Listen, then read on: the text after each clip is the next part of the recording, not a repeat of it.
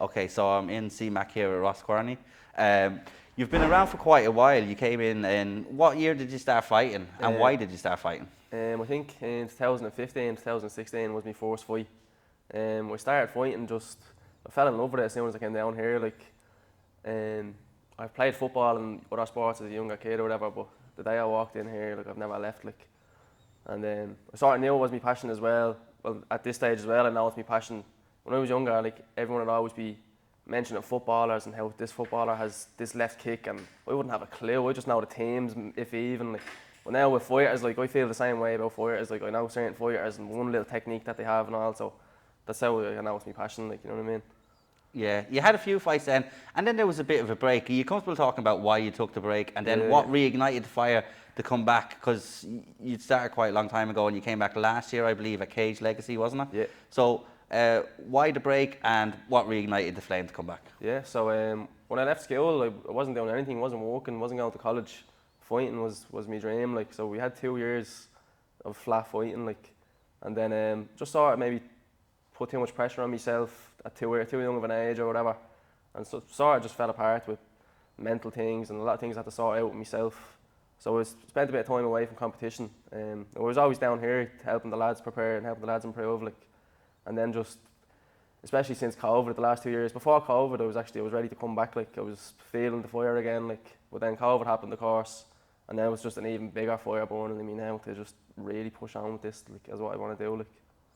Yeah, no, and you've been selected for the Four Nations, which is going to be going on the first weekend in July, which is I'm really looking forward to. How did it feel to be selected for something like that, to represent your country in a stage like that? Savage. It feels good to be back here because actually one of my fights I fought in 2016 on trials for the Irish team, and I was standing in the cage that day, and I remember just feeling I don't want to be here. There's 100 places I'd rather be than standing in this cage right now.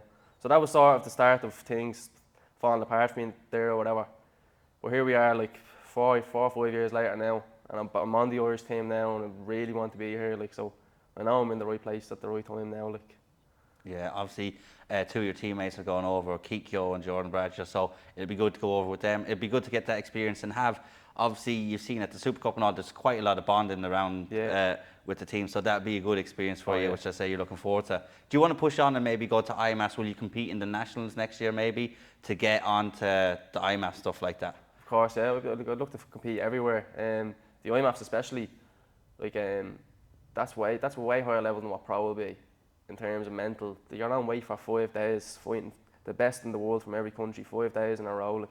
And then you're home pro, you're making weight the day before, and it's a bit handier than that. So especially when you see Mohamed Makayev, how well he's doing at pro after all them IMAF experiences, fighting 5 days in a row, the best of the best.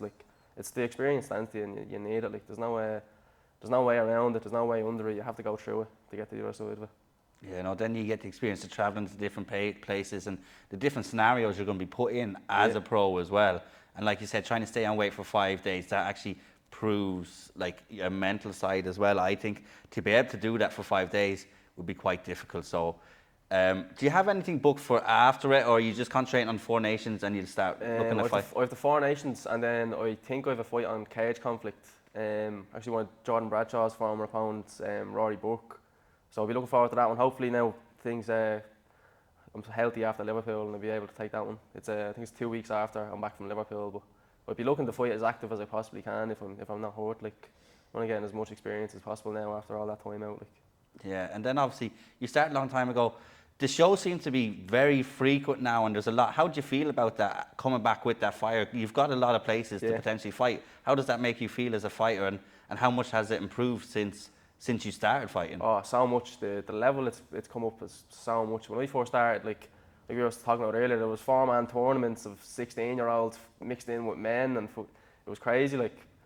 Obviously all them experiences stand to us now. But the level it's at now, you have a stepping stone for every level, from someone getting in to just feel what competition feels like, to someone getting in having their first novice fight, your first amateur fight, and there's steps every way up now to the high level pros on Bellator and the Tree Arena. There's a step in between everywhere there. Yeah, I wonder if you could look going forward into Four Nations and your next fight. I actually look forward to watching you compete. I just want to ask you one more question as well. What when I say the names Alexander O'Sullivan and Deborah O'Sullivan, as coaches, what does that mean to you? What do they mean to you as people? That's family, family up here.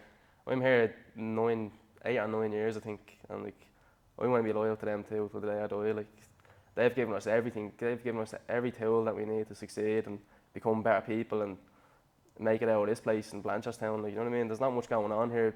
People only ever make it out with football or maybe singing, rarely fighting.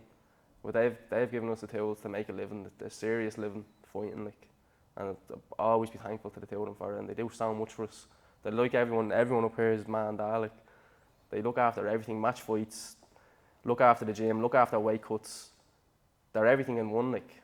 So we're like a big family up here, and they mean absolutely everything to everyone here. Yeah, that's the feeling I've been getting from everyone from the gym. I've talked to Alex myself, so I want to wish you the best of luck in your future fights, and if you ever need anything, give me a shout. It's a pleasure to meet you. Thanks very much. Thank you.